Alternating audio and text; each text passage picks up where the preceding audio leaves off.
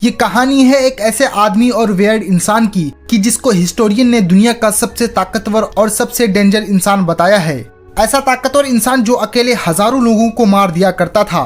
लेकिन हैरानी की बात यह है कि हजारों लोगों से अकेले मुकाबला करने वाला ये स्ट्रॉन्ग मैन एक औरत का सामना न कर सका और एक मामूली औरत ने इसको हमेशा हमेशा के लिए खत्म कर दिया था।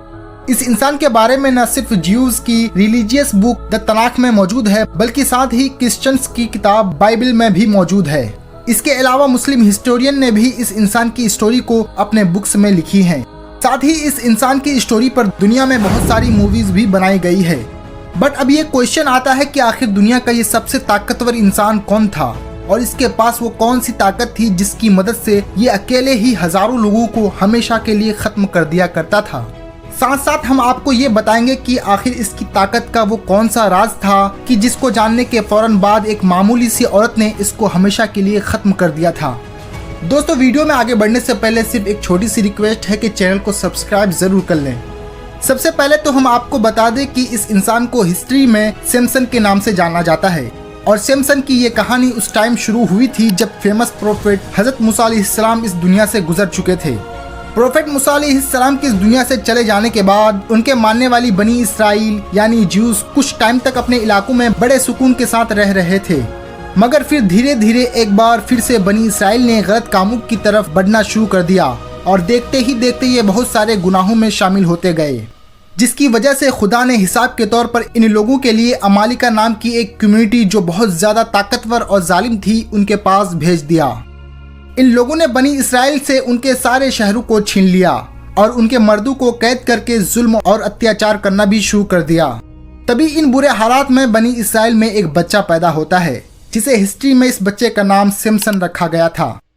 कुछ हिस्टोरियन के मुताबिक सैमसन के पैदा होने से पहले उसकी मां ने खुदा से ये मन्नत मांगी थी कि अगर उसकी लड़की पैदा हुई तो वो उसको जिंदगी भर शराब पीने जैसे बड़े गुनाहों से दूर रखेगी और पूरी जिंदगी में कभी भी उसके बालों को नहीं काटेगी।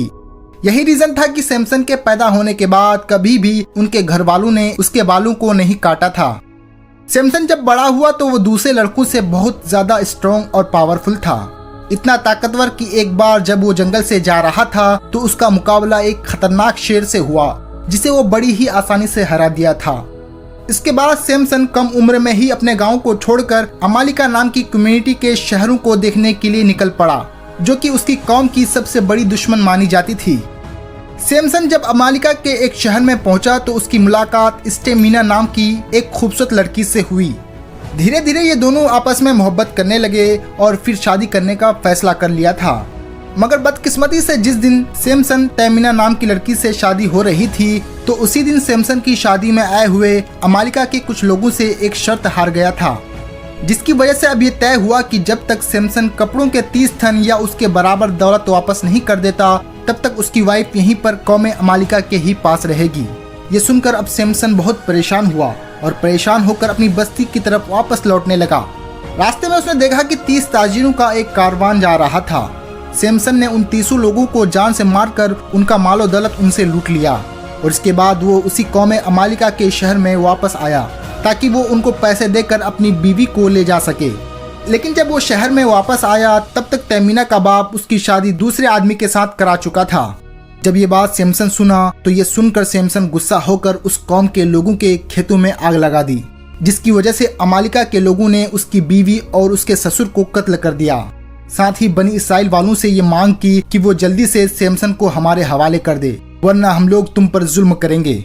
बनी इसराइल ने डर की वजह से सैमसन को कौम अमालिका के हवाले कर दिया, मगर सैमसन ने उनके कब्जे में आने के बजाय उन लोगों पर हमला कर दिया और देखते ही देखते सिर्फ एक नुकीली हड्डी से सैमसन ने हजारों लोगों को मार दिया। इस हादसे के बाद सैमसन बनी इसराइल वालों के लिए एक हीरो बन गया था और उसको मसीहा मान लिया गया और वहीं कौम अमालिका सैमसन के नाम से थर थर कांपने लगी थी।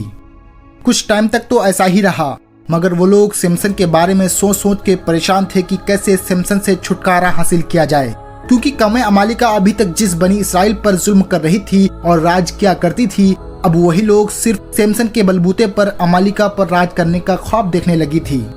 यही वजह थी कि अमालिका के बड़े सरदारों ने घबरा कर अंदर ही अंदर सैमसन के खिलाफ साजिश करना शुरू कर दी थी। और फिर जब सारे सरदार प्लान्स को आजमा कर नाकाम हो गए तो आखिर में उन लोगों ने एक नया प्लान बनाया और अपनी कौम की एक खूबसूरत लड़की जिसका नाम दलाइला था उसको ये जिम्मेदारी दी कि वो किसी भी तरह सैमसन की ताकत का राज मालूम करें और ऐसा करने से उसको 1100 चांदी के सिक्के देने का वादा किया गया। दलाइला नाम की ये लड़की खूबसूरत होने के साथ साथ बहुत ज्यादा चालाक भी थी। उसे धीरे धीरे सैमसन से मुलाकातें करना शुरू कर दी और उसको अपने हुस्न के जाल में फंसाना शुरू कर दिया था और बदकिस्मती से सैमसन भी कुछ दिनों के अंदर ही उसके प्यार में फंस गया। तभी एक दिन मौका पाकर इस लड़की ने सैमसन से उसकी ताकत का राज पता करने की कोशिश की, लेकिन सैमसन ने इस सवाल को टाल दिया। मगर अब दलाइला को किसी भी तरह इस बात का पता करना ही था, तो उसे धीरे धीरे हर दिन बहुत ज्यादा जिद करना शुरू कर दी थी। और फिर क्या, हर मजनू की तरह आखिरकार सैमसन अपनी मोहब्बत के सामने मजबूर होकर उसे ये बताया कि जब से वो पैदा हुआ था तब से लेकर कभी भी उसके लंबे बालों को नहीं काटा गया है और उसकी खतरनाक पावर का राज भी इन्हीं बालों में छिपा हुआ है।